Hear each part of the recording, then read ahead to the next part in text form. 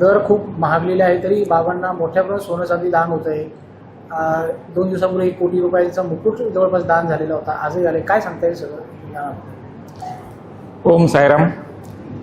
बाबांचे भक्त जे आहेत ते बाबांच्यावर जे अतिशय मनापासून प्रेम करतात आणि समर्पित भावनेने जे आहे ते बाबांची सेवा करत असतात. बाबांना जे ते आपल्या गुरुच्या स्थानी मानतात, म्हणून गुरुदक्षिणा म्हणून जे आहे ते मोठ्या प्रमाणावर दान जे आहे ते बाबांचे भक्त बाबांना अर्पण करत असतात. आज दिल्लीच्या एका भक्ताने जे आहे एक ब्राऊज जो आहे तो बाबांना अर्पण केलेला आहे. सर्वसाधारणपणे 80 ग्रॅम त्याचं वजन आहे आणि तो हिरेजडित आहे आणि अत्यंत आकर्षक आणि सुंदर असा ब्राऊज त्यांनी तो बनवलेला आहे.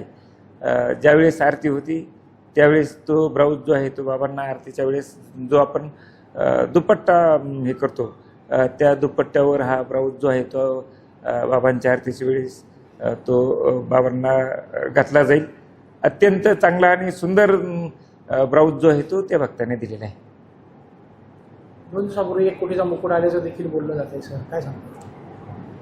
ते भक्त जे आहेत भक्तांची भावना असते आणि भावनाच्या याच्यामधून जे आहे भावना असते, इच्छा असते.